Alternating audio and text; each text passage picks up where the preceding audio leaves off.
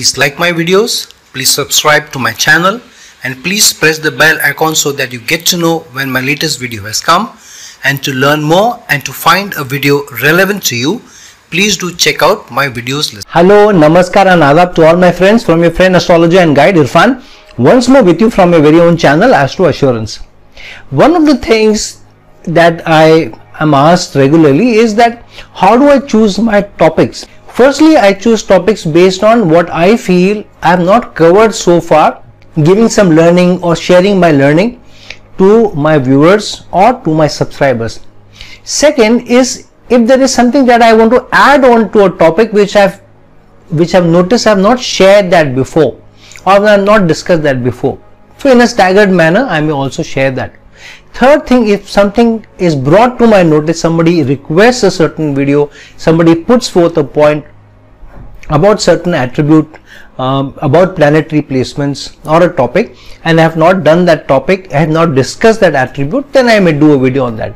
And lastly, I may look at the trends of the comments that are coming in the comment section, that if there are certain comments which are regularly being asked, then I feel that there is a scope for doing a video or sharing my knowledge or what I feel about those placements to the viewers. Today's topic is something which I found is a trend in my analysis, that in my consultation people regularly ask me this question, and even in the comment section every now and then I find this particular comment about or related to this topic, which is that okay, I understand that how do I reduce the ill effects of malefics, but that is only to reduce the ill effects. But how do I improve the beneficial aspects of or the benefic attributes of benefic planets? So how do I get more beneficial results out of my benefics?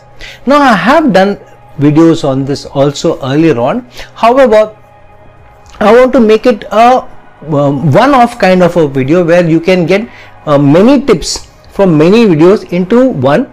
This is like more like Gagar mein Sagar. That means I'm collating from various videos which I have shared as tips of how to get more results out of benefics into this one video, which is going to be a short video, but enough that you will get out of this, so that you know how to get more beneficial results out of a particular benefic in your planetary placements, especially if you feel that benefic is not giving you good results. You must have seen that in the dasha and the interdasha, or even when it's a strong planet, it is a yoga karaka, it's a strong transit even over the kendra or the trine house, yet even if in its dasha and antardasha it is not giving you good results, then there may be something lacking in the power of the planet, the benefic planet, not being able to manifest its results. So how do you get more out of a benefic planet? So firstly, see if the benefic planet is representing any relationship. For example, if say Jupiter is representing your 9th house, so Jupiter rules the 9th house, and 9th house is also represented by father and gurus. So if you are not getting good results out of your Jupiter, you should improve the manifestation of Jupiter by improving the results out of the 9th house by treating your guru and your father better. So if you are in your father's or your guru's good books, you serve them well, you treat them well, you respect them, you honor them, you reach out to them for wise counsel, you every now and then understand their sensitivities, do something for them, remain connected to them, then and be at their service, then you will be in their good books, they will remember you, they will bless you. And when a certain relationship is happy with you, blesses you, wants you to do well, then the benefit connected to that relationship will also do well. So here, if Jupiter is representing the 9th house, and the 9th house is the karak of father, then automatically the better relations you have father or with guru, Jupiter will also give you good results. The same thing with other benefics. So say for example, if Venus rules your 4th house, now what is the 4th house of? What is the 4th house related to? The 4th house is related to the relationship with the mother. So here, if Venus is related to the 4th house or rules the 4th house or place in the 4th house, then it's important for you to get better results out of Venus by treating the relationship that Venus is being associated with better. So treating the mother very well, improving your relationship with the mother, doing something for the mother is also very important.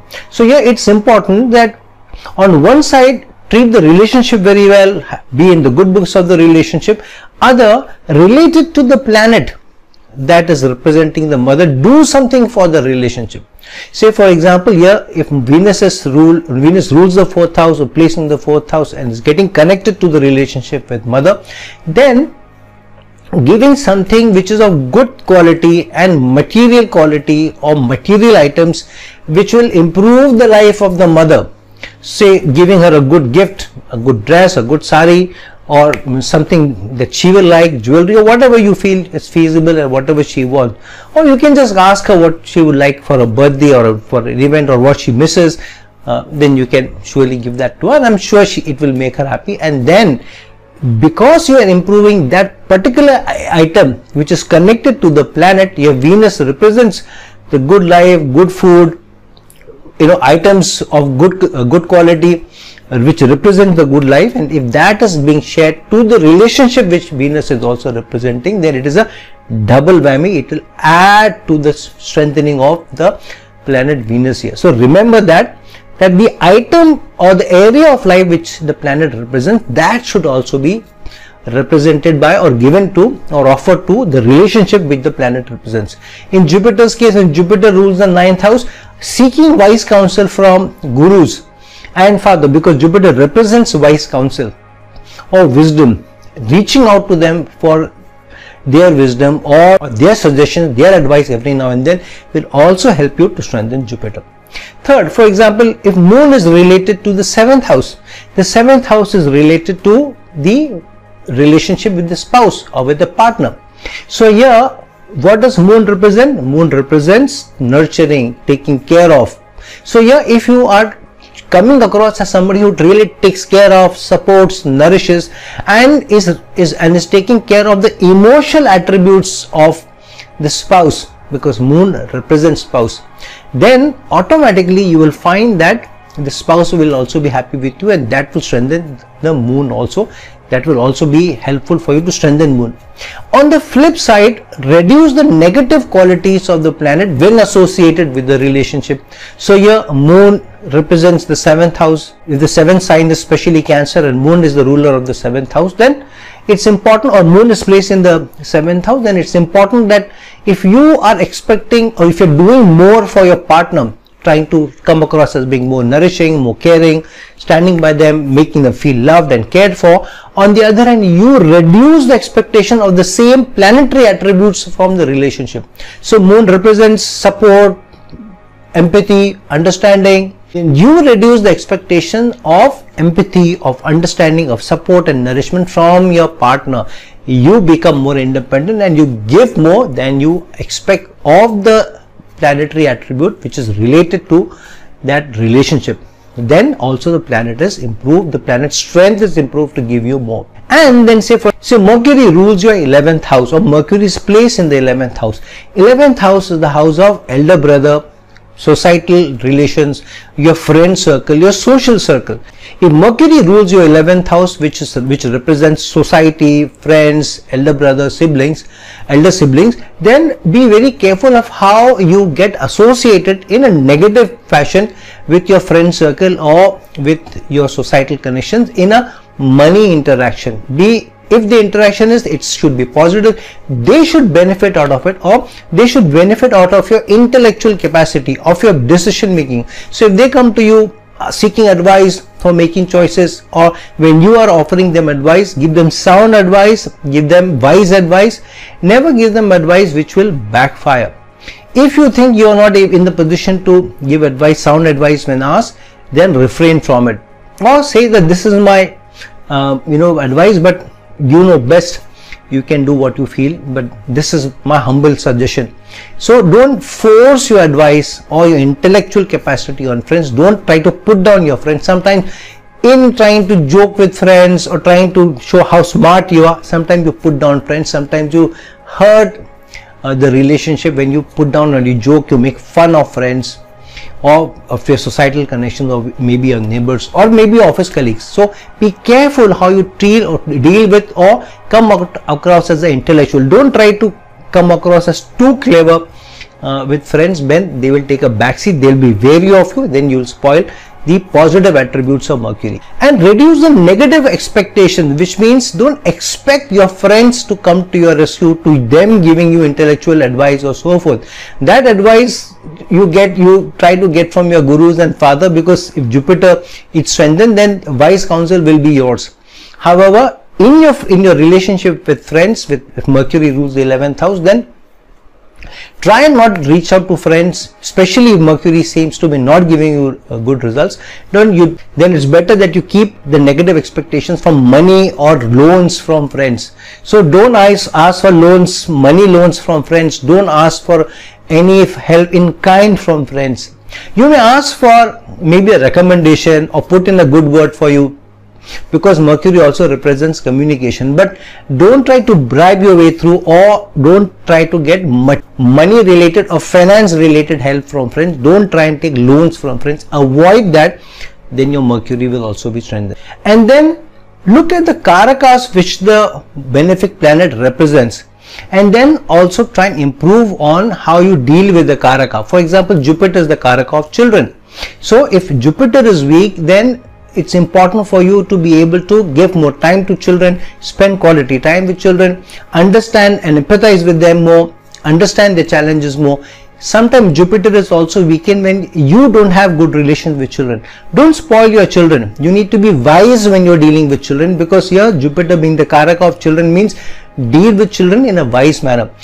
Giving in to all their demands, giving them everything that they want, is not being wise. So if you are being wise, where you know where to say no, where to say yes, and you're giving quality time to children, bringing them up with good values and showing them the value of things, material things, then you are improving the planetary strength of Jupiter, because Jupiter is the karaka of children. So whichever planet is the karaka of something, for example, Moon is the karaka of creativity, then improving creativity in your life, trying to be more creative with things, trying to be creative in your surroundings, in your house, in your things, at your work, will also help strengthen Moon. Venus is the karaka of or material things in the house, so keeping them clean, keeping your house spick and span, wearing good clothes, branded clothes, wearing good perfume, looking good, keeping good hygiene, grooming yourself will also improve Venus. So try and improve on the karaka of the things also which the benefic planet represents. And lastly, if there are negative influences of malefics on the benefic planet, because of which their strength is reducing. For example, if Saturn is aspecting Mercury, so what is Saturn doing? Saturn is reducing or slowing down the decision making ability of Mercury. So what should you do? Because you know Saturn is aspecting Mercury and slowing down decision making, intellectual decision, then try and be quick in your decision making. Try to be more logical rather than creative in your decision making. Don't put off a decision for too long, because then you're strengthening Saturn, and you're then strengthening Saturn's aspect of Mercury, further reducing that. So keep that in mind. If Mars is aspecting Moon, then what is Mars? Mars is aggression, and then try and reduce the influence of Mars on Moon by trying to be less aggressive. Be more careful that you should not lose your temper, especially with the relationship, because Moon represents support, empathy, and also represents the sensitive relationship. So try and be less aggressive, less assertive, and be more calm. Deal calmly with situations. Don't lose your temper, because Moon represents your emotions. So don't let aggression and violence get the better of you. Keep your calm, keep your temperament, and you will find that Mars effect on Moon is reduced and Moon will start giving you good results. If Rahu aspects Venus or Rahu is placed with Venus, then expect less from others and chase less material things, because here the more material things that you chase, the more negative influence Rahu will have on Venus, and that will influence or increase the negative aspects of or attributes of Venus rather than the positive. So then reduce the material hunger for material things in life. when there is a negative influence such as Rahu and Venus, and that way you will be able to reduce the challenges of a malefic influence and improve the positive aspects of the planet. And lastly, for example, if Ketu is aspecting Jupiter or placed with Jupiter, then what is Ketu? Ketu is a planet of negation and absorbing all the power of the planet that it aspects or is placed with. So here Jupiter representing wisdom, wise counsel, but Ketu is about helping others. So try and seek wise counsel or be very wise in dealing with others. So seek less for yourself and do more for others. So through that you are reducing the negative aspects of Ketu and improving the positive aspects of Jupiter, because Jupiter being wise people will also always think of others first, will think of relationship first and ourselves less, and that's what Ketu represents, doing for others rather than self.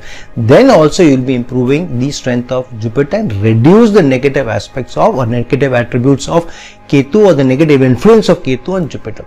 So friends, in a nutshell, this is how you improve the strength of benefic planets in your horoscope, or the beneficial results from the benefic planets in your horoscope. So deep dive and see where your benefics are placed, how they are placed, in what conjunctions they are, what dosha they are in, what aspects they are in, and if there is any benefic which is giving you lesser results or less than expected results in spite of seeming to be in a good placement, then use these suggestions that I have given you, use these advices, use these personality attributes and strengthen these attributes in your personality, in your way of life, in your approach to relationships, in your approach to how you deal with situations on a day-to-day basis, how you take decisions, how you offer support to others, how you seek wise counsel, and how you treat the relationship which these benefic planets represent. And you will find sooner or later, as and when you slowly increase the strength of the planet, the benefic planets will start giving you much better results than before. So friends, like this video, share this video, and if you're looking for a personal consultation from me, please reach out to me at the links given below. Until some other time with some other video, this is your friend astrologer and guide Irfan signing off. Ciao.